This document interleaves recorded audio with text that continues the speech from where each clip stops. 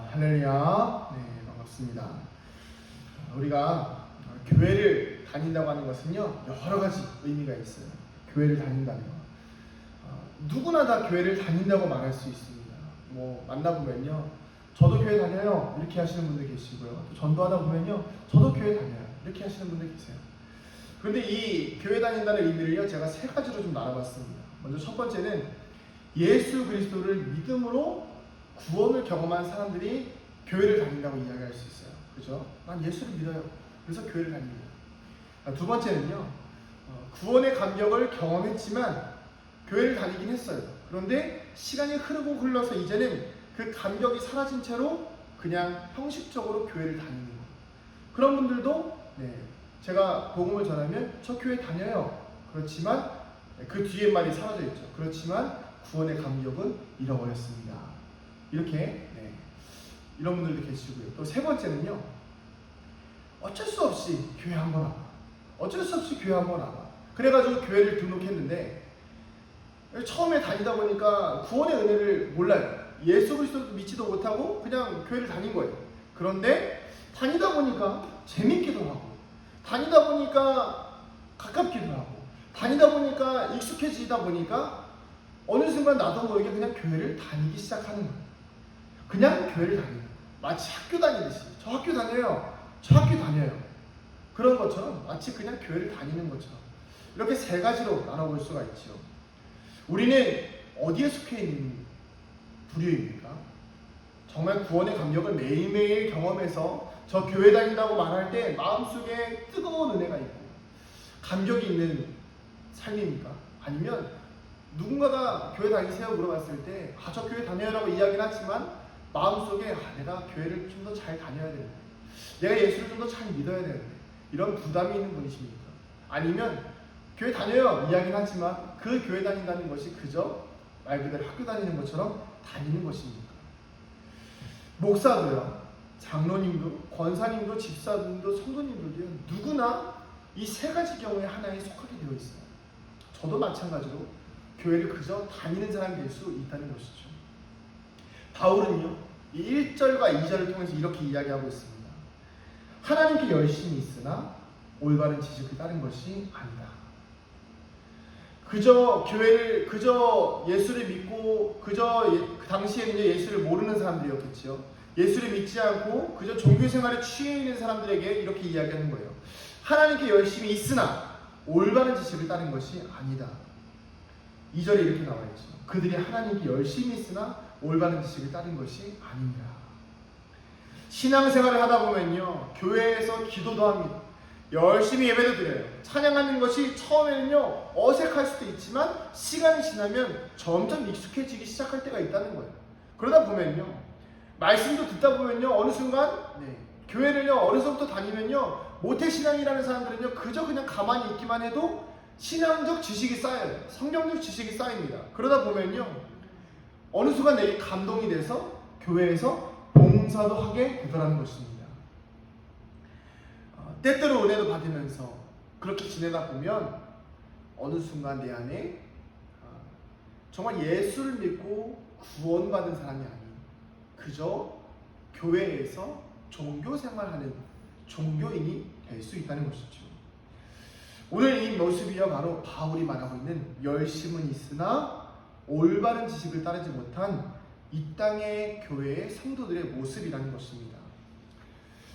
교회가 건강하지 않은데 말씀도 은혜가 없고요, 목사님도 세상적인 말 많이 하는 그런 교회인데요, 성도들이 많은 교회를 볼 수가 있어요. 그런 교회들이 종종 있지 않습니까? 그게 참 신기해요. 근데 그 속에 무엇이 있죠?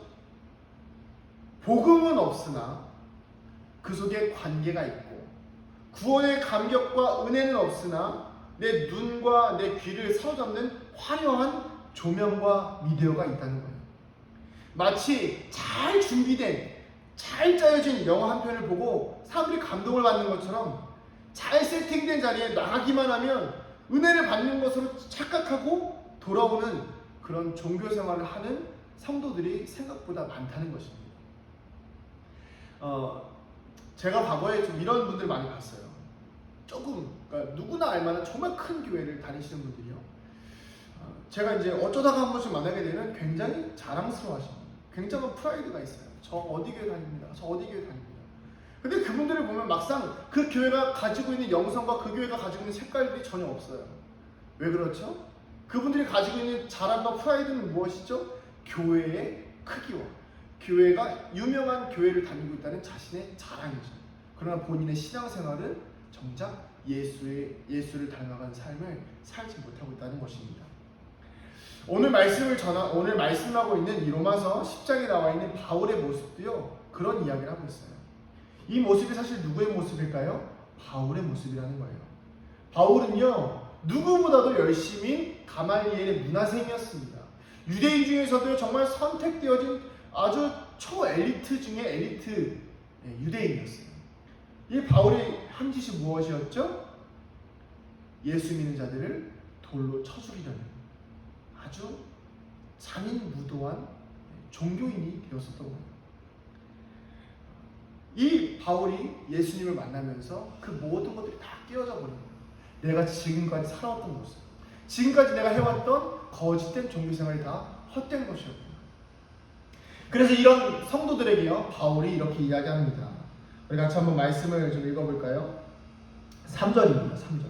10장 3절입니다. 로마서 10장 3절. 시작. 하나님의 의를 모르고 자기 의를 세우려고 힘써 하나님의 의에 복종하지 아니하였느니라. 아멘.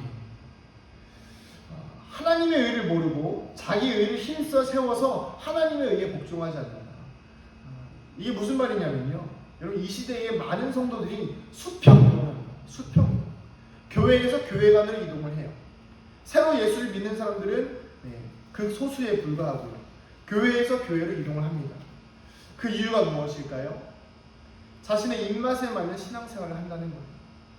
내 의를 인정받는 곳에서 있고 싶어 한다는 겁니다. 어느 정도 저도 이 말에 대해서 동의는 돼요, 사실. 왜냐하면 교회의 색깔이 기도 많이 하는 교회 가고 싶은 성도들이 있을 것이고요, 말씀이 좋은 교회 가고 싶은 성도들이 있을 것입니다.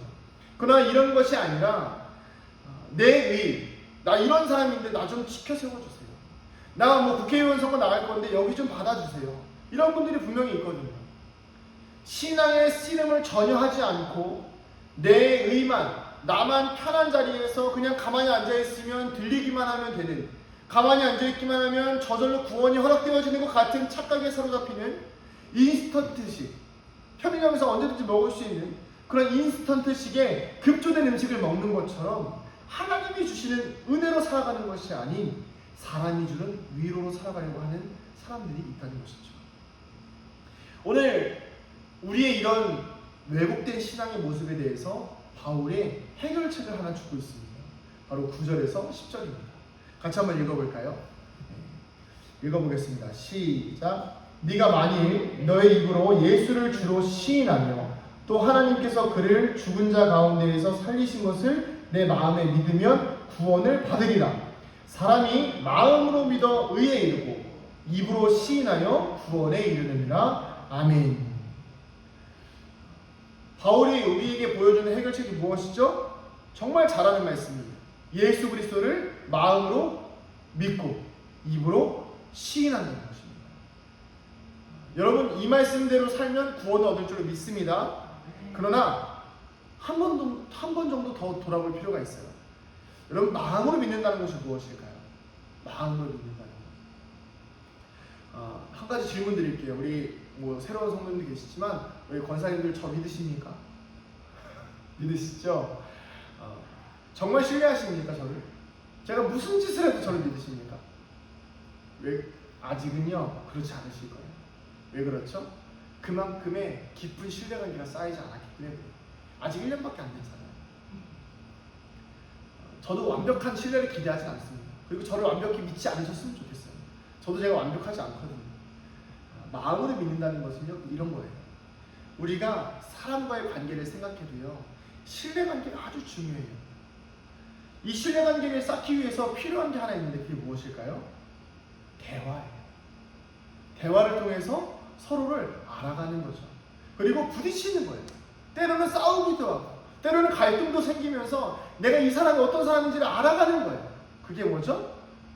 네, 신뢰관계를 쌓아가는 과정이죠.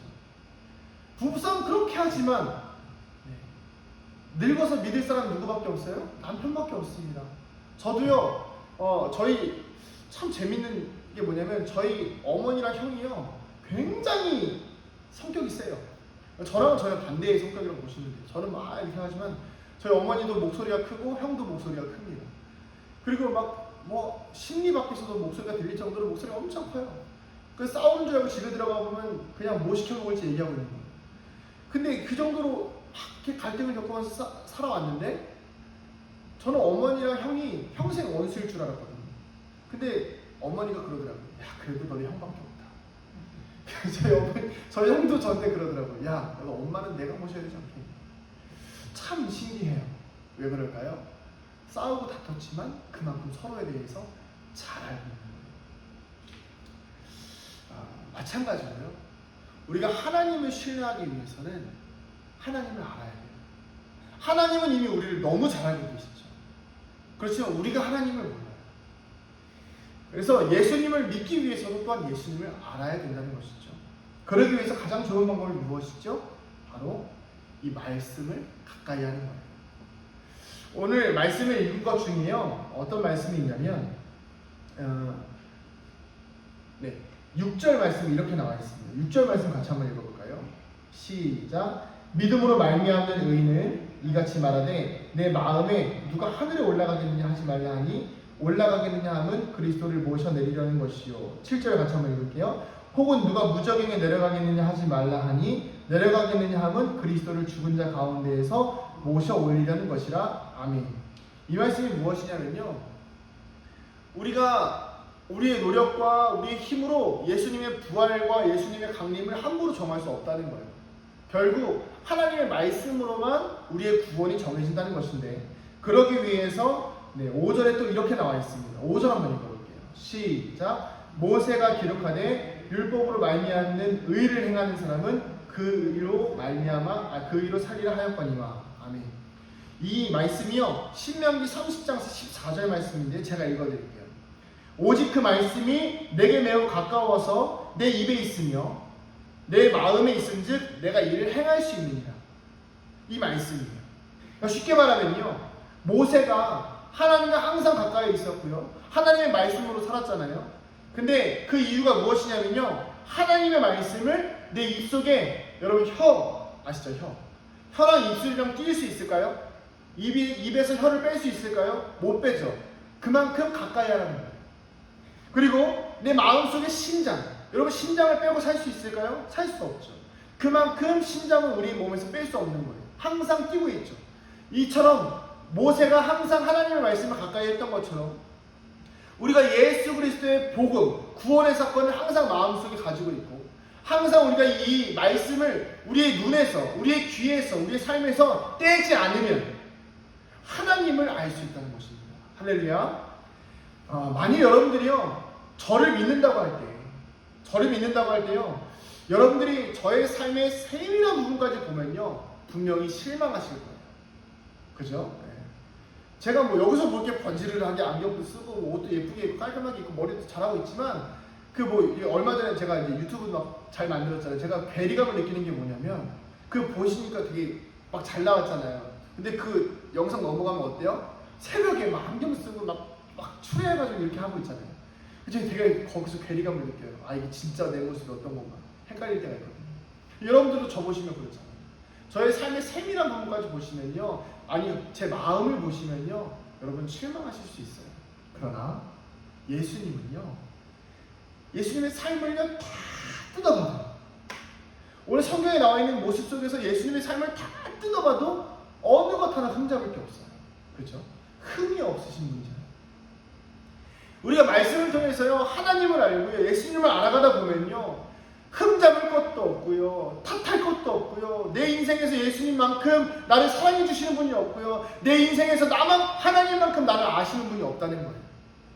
오히려 예수님의 삶에는요 예수님을 믿을 만한 충분한 증거들이 넘치고, 오히려 우리는 믿어야 한다는 강박이 너무 커서 오히려 예수님을 계속해서 조목조목 뜯어가면서 이게 정말 사실이야? 이게 정말 믿어야 되는 거야? 의심하고 있는 것은 아닌지 돌아봐야 합니다. 정말 중요한 이야기인데요. 우리가 보통 예수 믿으세요, 예수 믿으세요 하면요, 예수를 믿을 수가 있어요. 말씀을 보면요, 예수님을 믿을 수밖에 없거든요. 근데 우리가 왜 의심하는 줄 아십니까? 믿어야 천국 가야 된다는 말 때문에 그래요. 여러분, 우리가 이게 잘 이해가 안 되실 수 있는데 이거 하나만 좀 말씀드리고 마칠게요. 우리는 보통 이거 한번 드셔보세요. 정말 맛있어요. 그러면요, 어때요? 맛있게 드실 수 있잖아요. 먹어보니까 정말 맛있네 이렇게 하실 수 있잖아요. 근데 제가 이렇게 해볼게요. 이거 한번 드셔보시고 맛있으면 사세요. 그럼 어떻게 하죠? 마음에 의심이 들죠. 이 사람이 나한테 이걸 팔려고 하는구나. 인간은 본능적으로요, 믿어야 된다는 말에 대해서 거부감을 느낍니다. 낯설잖아요. 하지만 우리는 낯설 수 있지만요, 하나님은, 예수님은 태초부터 우리를 이미 알고 계셨고 이미 우리를 사랑하려고 준비하고 계셨어요. 그러면 우리가 이제 이 말씀을 통해서 믿고 구원을 얻으면 되는 거죠. 우리가 구원의 문제를 판단할 수 없어요. 절대 누구도 구원의 문제를 판단할 수 없습니다. 중요한 것은 무엇입니까? 구원의 주체는요, 하나님이에요. 구원의 주체는 예수님입니다. 9절에 나와 있죠. 입으로 예수를 주로 시인하며 하나님께서 그를 죽은 자 가운데서 살리신 것을 마음으로 믿으면, 이렇게 되려면 무엇을 알아야 될까요? 사복음서에 나와 있는 예수님께서 이 땅에 어떻게 오셨고 어떤 삶을 사셨고 우리를 위해서 무엇을 해주셨는지를 우리는 보면 되는 거예요. 그러면 마음으로 믿어지는 것입니다. 사람이 마음으로 믿어 의에 이르고 입으로 시인하여 구원에 이르느니라. 이 말씀이 우리 삶의 실제가 되려면요, 말씀을 가까이 하는 거예요. 기도하는 거예요. 그러면 하나님과 가까워질 수 있습니다. 예수님과 가까워질 수 있어요. 처음에는 예수님이 믿어주지 않을 수도 있습니다. 예수님, 기도할 때 이렇게 기도할 수 있죠. 예수님, 저는 예수님이 믿어주지 않아요. 하나님, 저는 하나님 믿어주지 않습니다. 그러나 말씀을 읽으면서, 말씀을 가까이 하면서, 예배를 드리면서, 찬양을 드리면서 하나님을 알아갈 수 있었으면 좋겠습니다. 그러다 어느 순간 내 입에서 예수님 주님은 나의 구원자이십니다. 예수님은 그리스도이십니다. 살아계신 하나님의 아들이십니다. 라는 베드로의 놀라운 고백이 우리 입술에서 나올 수 있는 것입니다. 말씀을 정리하겠습니다. 구약 36권과 신약 27권이 하나님이 우리를 얼마나 사랑하시는지에 대해서, 우리가 예수를 왜 믿어야 되는지에 대해서 증거하고 있습니다. 바울은요, 누구보다도 성경에 통달한 사람이었어요. 그럼에도 불구하고 그는 마음으로 예수를 믿지 않았어요. 그래서 핍박했죠. 그러나 예수를 만난 그가 마음으로 믿어서 의에 이르고 입으로 시인해서 구원할 수 있다는 놀라운 고백을 하고 있는 것입니다. 사랑하는 성도님들, 우리가 종교인이 되지 않았으면 좋겠어요. 예수 믿는 사람이 됐으면 좋겠습니다. 그저 교회만 왔다 갔다 하고 주일 아침에 그냥 왔다 갔다 하고 헌금 꼬박꼬박 잘 내니까 나에게 복 주세요. 이런 좀 수준 떨어지는, 죄송합니다, 수준 떨어지는 종교인 되지 말고 정말 매일 매 순간, 제가 사실은요, 좀 부끄러운 고백이지만 정말 한 30분 전 얘기니까 이것만 할게요. 이게 섰는데 아무도 안 계신 거예요. 마음이 조금 무너졌어요. 그래서 찬양을 55분부터 시작했거든요. 그래서 찬양하는데 제가 지난주엔가 했던 설교가 생각이 났어요. 무엇이었냐면, 나는 예수 그리스도만으로 너무 만족해서 사람이 아무도 없어도 행복한 사람이 될 수 있다 라는 고백을 제가 했거든요. 근데 그 말씀이 싹 스쳐 지나가는 거예요. 예수님이 하나님 저를 시험하시는 것 같은 거예요. 그래서 그냥 다 넘어가고 영상만 녹화해서 올릴까 하다가, 아니다, 하나님 나를 원하시는구나, 내 마음을 원하시는구나. 그래서 찬양하고 기도하는데 저는 너무 행복했어요. 마음으로 예수를 믿는다는 것은요, 어떠한 상황과 어떠한 환경 속에서도 흔들림 없이 주님을 바라보는 거예요. 우리 연로하신 어르신들이실 수 있어요. 하지만 중요한 것은 무엇이죠? 우리의 마음은 항상 예수님 앞에서 어린아이와 같이 순수한 마음으로 흔들림 없는 믿음으로 살아가실 수 있다는 것입니다. 저와 여러분 모두가 종교인 되지 말고, 저도 그냥 종교인 목사 되는 거 말고 정말 예수님 사랑하는, 예수님 한 분으로 기뻐할 수 있는 우리 모두가 되길 소망합니다. 우리 같이 기도하고, 우리 잠깐 같이 기도할까요? 한 1분 정도만 같이 기도하실 텐데, 예수님, 제가 예수님을 마음으로 믿기를 소망합니다. 그저 종교인 되지 말고, 예수를 믿었지만 구원의 감격 잃어버린 사람 되지 말고, 아니면 그냥 왔다 갔다 하는 그런 신앙인 말고, 오늘도 이 순간에도 내가 예수를 너무 사랑해서, 내가 예수를 너무 잘 알고 있어서 행복한 사람 되게 하여 주시옵소서. 우리 같이 이렇게 주님 이름 한번 부르고 기도하겠습니다. 주여